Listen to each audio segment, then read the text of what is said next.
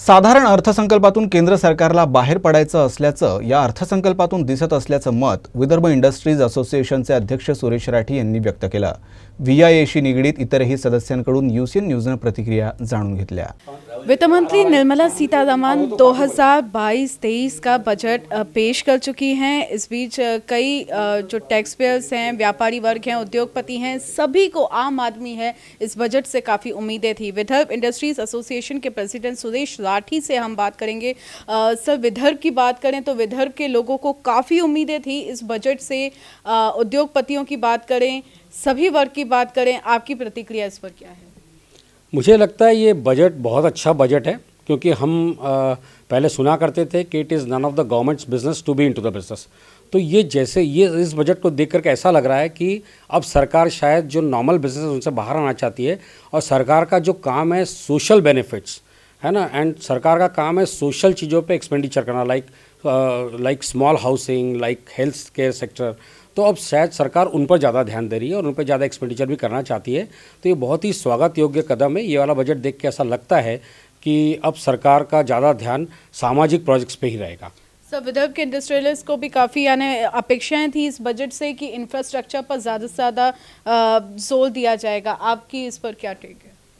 पहले एक ज़माना था जब हम खाली इनडायरेक्ट टैक्स और एक्साइज ड्यूटी के रेट वगैरह को देखा करते थे, बट इस बजट को देखकर ऐसा लगता है कि अब शायद वो वाली बात तो रहेगी नहीं, क्योंकि जीएसटी कमीशन ऑलरेडी है जो टाइम पे मिलता है और वो सब अपने टैक्स रेट्स डिसाइड करता है, और थोड़ा बहुत इनकम टैक्स पे जो भी होगा वो होगा इसमें। बट अब कुछ ज़्यादा करने के लिए है नहीं, क्योंकि कॉर्पोरेट टैक्स भी काफ़ी नीचे आ चुका है। 15% नई कंपनीज़ में, जो 15 बीएवी कंपनीज़ की बात उन्होंने किया है, जो अब नहीं आएंगी उनके लिए भी उन्होंने 1 साल और बढ़ा दिया है, स्टार्टअप्स के लिए 1 साल बढ़ा दिया है। तो वो अब जो इनकम टैक्स में कुछ ज़्यादा ऐसा होगा नहीं देखने के लिए, क्योंकि ऑलरेडी टैक्स रेट काफ़ी कम आ गया है।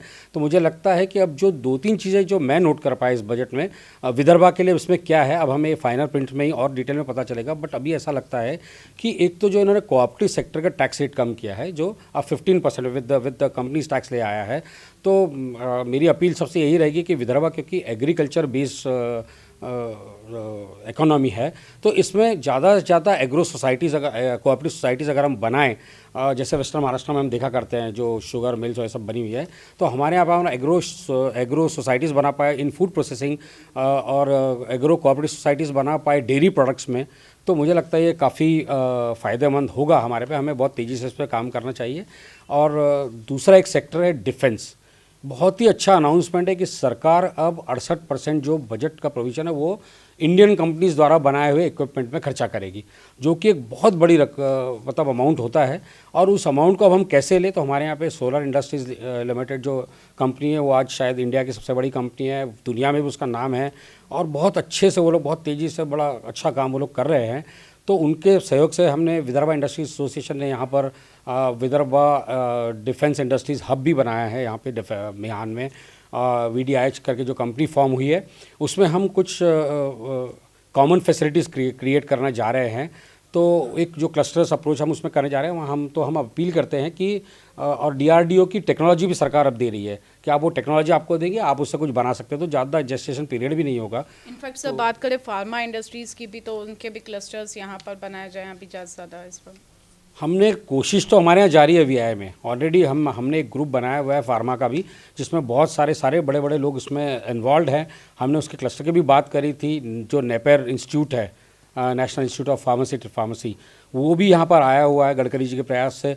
तो हम उसमें भी बहुत कुछ करने की कोशिश करके, उसमें क्या कोर्सेज शुरू होने चाहिए, अब तक शुरू नहीं हो पाया वो, तो हम वो ज़रूर कर रहे हैं। सर, छोटे उद्योगों की अगर बात की जाए कि यही सबसे ज़्यादा जनरेट करने वाला ये सोर्स होगा, तो छोटे उद्योगों के लिए इस बजट में कैसा प्रावधान किया गया है? देखिए, MSME के लिए उन्होंने एक बहुत अच्छा काम किया। जो इमरजेंसी क्रेडिट लिंक्ड स्कीम थी, उसको उन्होंने और 1 साल के लिए बढ़ा दिया है, क्योंकि अभी वाकई में MSME की हालत उतनी अच्छी नहीं है और वो अभी भी सफ़र कर रहे हैं।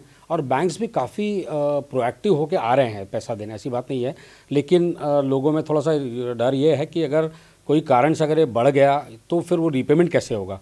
सो उस डर से भी बहुत लोग उसका बेनिफिट नहीं ले पा रहे। बट मुझे खुशी है कि उसको और सिचुएशन को देखते हुए उन्होंने 1 साल के लिए बढ़ा दिया है। तो वैसे भी सरकार बहुत प्रोएक्टिव MSME के लिए, और हमें उम्मीद है कि ये कंटिन्यू होती रहेगी। Last question sir, digital currency, crypto currency के बारे में काफ़ी हमने बीते महीनों में सुना है, इस पर आपका क्या टेक है? अभी तक मैं भी ये सोचा करता था कि क्रिप्टो करेंसी है क्या, क्योंकि हमें पता नहीं होता था कि कहाँ से इशू हुई, किसने किया। और जब हम रुपये की बात करते हैं हमें पता होता है कि उस पर लिखा होता है कि हमारी गवर्नमेंट जो है वो उसके लिए रिस्पॉन्सिबल है, कुछ भी होगा तो अल्टीमेटली वो हमें पैसा देगी। तो वैसा ही अब डिजिटल करेंसी में होगा। हमें उम्मीद तो कम थी कि इस बजट में कुछ होगा, बट सरप्राइजिंगली हमारी फाइनेंस मिनिस्टर निर्मला जी ने इस पर कमेंट किया है और उन्होंने ये बताया है कि now it is a legal currency और आरबीआई इसको इशू करेगी। तो जब RBI legal crypto currency issue करेगी तो हमें लगता है कि अब वो काफ़ी लोग उसमें आना चाहेंगे और ये सबके लिए अच्छा है, इसमें करेंसी मैनेजमेंट कम होगा और देश के लिए भी अच्छा है, क्योंकि जब क्रिप्टो करेंसी आएगी, जब ऑनलाइन करेंसी आएगी तो फिर जो पैरेलल इकोनॉमी है उसको रोकने में मदद मिलेगी और ज़्यादा से ज़्यादा लोगों के ट्रांजैक्शन सब ट्रेस्ड आउट रहेंगे, तो फिर हमारी जीडीपी ग्रोथ ऑटोमेटिकली वैसे ही होगी। तो ये एक बहुत अच्छा और स्वागत योग्य कदम है। टैक्स पेयर्स को जो उम्मीद थी वो इस बात की थी कि जो टीडीएस के प्रोविजंस हैं, जो टैक्स डिडक्शन एट सोर्स के प्रोविजंस है, चूँकि अब सब तरफ डिजिटलाइजेशन हो चुका है। टीडीएस के प्रोविजंस कब आए थे? जब डिजिटलाइजेशन नहीं था, लोग छूट जाते थे इनकम टैक्स डिपार्टमेंट, अब उनको तो पकड़ में आ रहे हैं। तो टीडीएस के प्रोविजंस कुछ हल्के कर देते, कुछ लिमिट्स बढ़ा देते, कुछ परसेंटेज कम कर देते, कुछ सेक्टर्स को छोड़ देते, ये एक उम्मीद थी। तो वो मतलब उसमें कुछ नहीं हुआ। दूसरा, जो प्रॉपर्टी के ट्रांजैक्शंस होते हैं जिसमें कि स्टैम्प वैल्यू पे, जिसको कि आरआर रेट हम कहते हैं, असेसमेंट की बात चलती है, यदि उस पर आपको नहीं करवाना तो आपको जस्टिफाई करना पड़ता है, उसमें भी कुछ रिलैक्सेशन की बात लोग सोच रहे थे कि इकोनॉमी जब आगे बढ़ेगी तो ये सब झंझटें बीच में नहीं चाहिए। दूसरी बात, जैसे स्टार्टअप्स के बारे में बात की, तो स्टार्टअप जब कभी शुरू होते हैं तो शेयर प्रीमियम के साथ बिकते हैं। अभी जो प्रीमियम क्या लेना ये तो वो ओनर जाने ना, लेकिन उसमें भी सरकार चाहती कि वैल्यूएशन इस तरह से हो और उसमें कुछ कम ज़्यादा यदि हुआ तो उस पर टैक्स लगता था 60% के ऊपर, तो उसमें भी रिलैक्सेशन चाहते थे। तो ये सारी बातें जो कि रैशनलाइजेशन के तहत आती है, तो इसमें आना चाहिए था, ऐसा सबकी उम्मीद थी, तो वो नहीं आई है।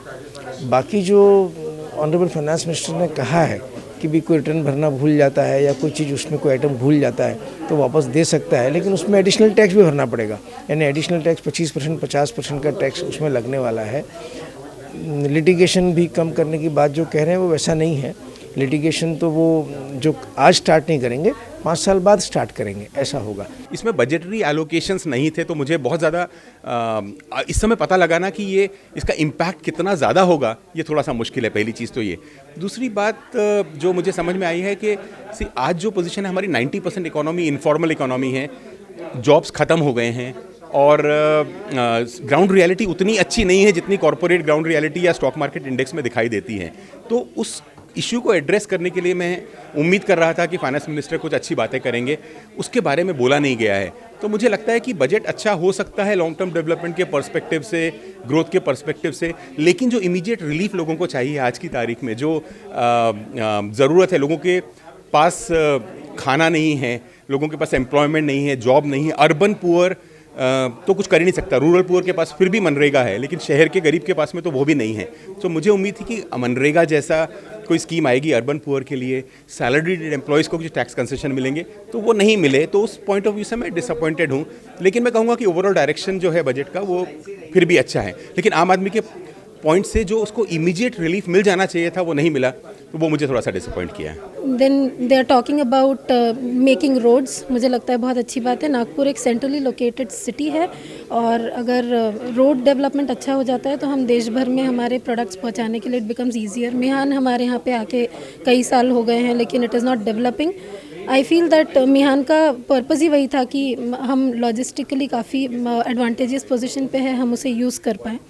तो I feel that it was a good, as well as crypto के बारे में थोड़ा मेंशन किया है, which is a good thing. बहुत ये तो लीगलाइज नहीं कर दिया है, ऐसा नहीं बोला है, but they are at least taxing it, they giving some recognition to crypto. Digitization I feel is a huge thing because the government is going digital in a very brilliant manner. इतना digitization मैंने किसी और देश में नहीं देखा। मैं US में भी आई फील आपके पास अगर एप्पल फ़ोन है, एक एप्पल वॉलेट है, तो आप ऑनलाइन पेमेंट्स कर पाते हैं। Otherwise you just take your phone and go to a shop and be able to purchase anything without a card, without any a rupee of note, यानी 1 रुपये का नोट ना हो। ये इंडिया में ही हो पाया है। डिजिटाइजेशन में कई चीज़ें कर रहे हैं, इंटरनेट के ऊपर बात कर रहे हैं, हर दूर दराज के गाँव में ऑप्टिक फाइबर केबल्स डालने की बात कर रहे हैं, 5G इंडस्ट्री के लिए PLI स्कीम्स लाई जा रही हैं, देन डिजिटल पोस्ट ऑफिस को डिजिटल किया जा रहा है, जो कि बहुत अच्छी बात है, बिकॉज पोस्ट ऑफिस यानी जिस तरह से हमारा बाकी पूरा देश डिजिटल हो गया है, पोस्ट ऑफिस का डिजिटल होना उसके साथ साथ बहुत रिक्वायर्ड था। ये बजट ओवरऑल काफ़ी पॉजिटिव फीलिंग्स देता है मार्केट के लिए। जिस हिसाब से इंफ्रास्ट्रक्चर में पैसे पंप इन किए जा रहे हैं, आई थिंक एक अच्छा न्यूट्रिशन रहेगा अपनी इकोनॉमी के लिए। और रही बात विदर्भ की, यानी जहाँ हम लोग मेनली इसको टुवर्ड्स थोड़ा रूरल पार्ट पकड़ते हैं, मुझे लगता है कि जैसे जैसे फंड्स आएगा और जैसे इसके बारे में और क्लैरिटी आएगी, मुझे ऐसा लगता है कि इकोनॉमी के लिए काफ़ी हेल्पफुल रहेगा। और छोटे बिजनेस वालों के लिए भी इसका एलोकेशन कैसा होता है, ये भी बहुत ज़रूरी है और ये भी देखने वाली एक चीज़ रहने वाली है। ओवरऑल बहुत अच्छा बजट था और हमें इससे काफ़ी सारी उम्मीदें हैं। गौरतलब रहे कि कोरोना के बाद से जो ये बजट पेश हो रहा है, इसमें आम आदमियों की काफ़ी अपेक्षाएं थी, जो कि पूरी तरीके से तो नहीं कह सकते, लेकिन कहीं हद तक ही पूरी होती हुई दिखाई दे रही हैं। वीडियो जर्नलिस्ट जितेंद्र खापरे के साथ निशा पंजवानी, न्यूज़ नागपुर।